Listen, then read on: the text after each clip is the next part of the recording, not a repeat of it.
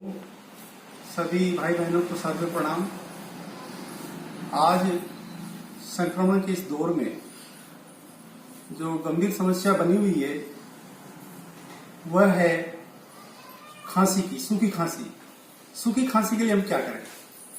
यदि किसी रोगी को सूखी खांसी आती है, सीने में बलगम जमा है, कफ जमा है, उसको निकालने के लिए हम क्या करें? पतंजलि की ओर से अड़ुसा अर्क आता है। इसका एक ढक्कन लेकर के, इस दवाई का एक ढक्कन लेकर के उसमें संभाग में पानी मिला करके जब हम लेते हैं तो बलगम पूरा बाहर निकल जाता है। साथ में तुलसी घनवटी की एक गोली ले सकते हैं। रात को सोते वक्त हम गोल्डन दूध, हल्दी वाला दूध ले सकते हैं। मुनक्के को गला करके और उसमें 2-3 अंजीर डाल करके सुबह चटनी बना करके थोड़ी सी खूब कला मिला करके उसका सेवन करेंगे तो टाइफाइड रोग में बड़ा लाभ मिलेगा, कफ भी निकल जाएगा।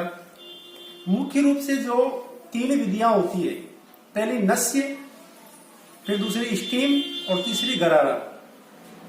ये जो होता है, ये तीनों विधियों में जो नाक में संक्रमण होता है वो नाक का संक्रमण फेफड़ों में जाकर के अपनी चेन नहीं बना पाता, उससे पहले ही उसको वायरस को नष्ट कर दिया जाता है। उसके लिए हम क्या करते हैं? सबसे पहले नस्य में जो अणु तेल है, स्वामी रामदेव जी के द्वारा, पतंजलि के द्वारा दिव्य अणु तेल बाजार में उपलब्ध कराया गया है, बहुत ही अच्छा है। ये आनुभूतिक प्रयोग किया हुआ है। 2 बूंद इस नाक में, 2 बूंद इस नाक में हम सुबह शाम डालते हैं तो वायरस अंदर प्रवेश नहीं कर पाते हैं। श्वसन तंत्र खुल जाता है, सहजता से हम श्वास ले पाते हैं, बहुत रिलीफ महसूस होता है। यह नस्य में इसका प्रयोग कर सकते हैं। साथ में सरसों का तेल भी हम, ये उपलब्ध नहीं हो तो सरसों का तेल से भी हम नस्य कर सकते हैं। नस्य के बाद में आती है स्टीम, भाप विधि। उसको हम कैसे करें? पानी गर्म करें।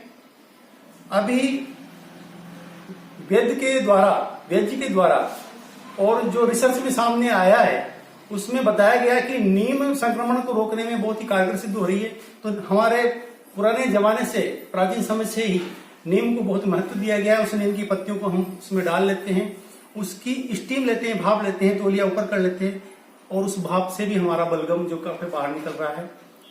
उसमें यदि हम नीम नहीं डालें तो उसमें दिव्य धारा नाम से पतंजलि की ओर से बाजार में उपलब्ध उस दिव्य धारा की बूंदे 5-6 बूंदे डालें और उसकी स्टीम लें। उसके बाद आता है गरारा विधि। गरारा विधि में बहुत ही सस्ती एक सामग्री आती है, सुब्रा बोलते हैं, फिटकरी बोलते हैं। इसको घर लावें और इसको पानी में घुमा करके गिलास में या लोटे में, उससे हम जब गरारा करते हैं तो संक्रमण, गले का संक्रमण दूर हो जाता है, क्योंकि यह फिटकरी विषाणुनाशक भी होती है। साथ में जो हम पानी पीते हैं उस मटके में या उस हंडे में भी हम इसको घुमा करके निकाल करके रख सकते हैं और उसको पानी को जब हम सेवन करते हैं तो किसी भी प्रकार का संक्रमण हमारे परिवार में नहीं फैल पाता है। ये भी एक बहुत अच्छी विधि है। तो गरारा के बाद में स्टीम हो गया, गरारा हो गया और नस्य हो गया। 3 विधियां यदि हम करते हैं तो हम बिना किसी भय के इस संक्रमण को रोकने में, अपने आप को बचाव में ला सकते हैं।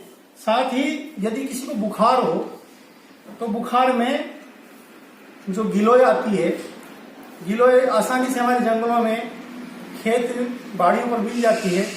इस गिलोय को हम कच्ची भी ले सकते हैं और काढ़े के रूप में भी ले सकते हैं। इसके पीस बनाएं, सिलबट्टे पर पीसें और इसको हम यदि कच्ची देते हैं, खिलाते हैं, रोगी को तुरंत बुखार उतरता है। इसके साथ महासुदर्शन घनवटी की 2 गोली देवें तेज बुखार होने पर, बुखार में निश्चित रूप से आराम मिलेगा। ये भी अनुभूति सत्य है, हमारे द्वारा प्रयोग में लाया गया है। बड़े बड़े जो वैद्य जी हैं उनके द्वारा हमें परामर्श के रूप में इसको दिया गया था, इसको हमने प्रयोग में लिया, इसका लाभ मिला। साथ ही गिलोय महासुदर्शन घनवटी के साथ में ये बुखार में देते हैं। इसके बाद में, खाने के बाद में यदि हम लक्ष्मी विलास रस की गोली और त्रिभुवन कीर्ति रस की एक गोली, लक्ष्मी विलास रस की एक गोली यदि देते हैं तो उससे बहुत ही लाभ मिलता है। यदि किसी रोगी को खांसी बहुत अधिक आ रही है, कफ उसमें से छूट नहीं रहा, फेफड़ों में से संक्रमण ज्यादा बढ़ा हुआ है, तो जो पतंजलि के द्वारा श्वासारी वटी निकाली गई है, इसका जबरदस्त लाभ है। इसकी मात्र एक गोली लेने से सूखी खांसी जिसमें रोगी बहुत अधिक परेशान हो जाता है, बहुत ही आराम मिल रहा है। यह भी हमारे द्वारा प्रयोग में लाई हुई बात है, तो आप श्वासारी वटी ला करके रख लें और इसका प्रयोग कर सकते हैं।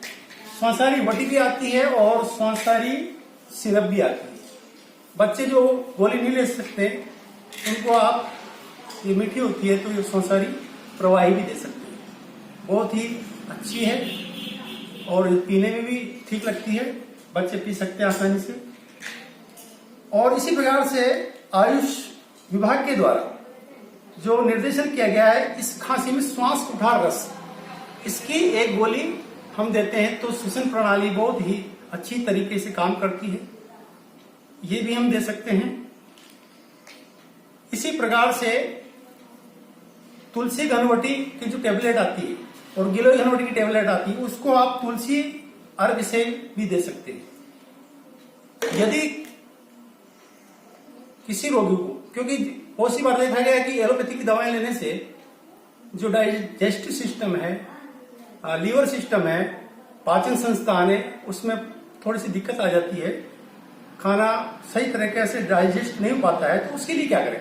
उसके लिए रात को सोते वक्त इसबगोल की भूसी ले लें, उससे सवेरे दस्त बहुत अच्छे तरीके से आ जाते हैं और भूख भी बढ़ती है। तो इस प्रकार से हम कुछ औषधियां हमारे घर में रख सकते हैं, उनका प्रयोग हम अपने परिवार के लिए कर सकते हैं, इससे बहुत ही गहरा लाभ मिलेगा।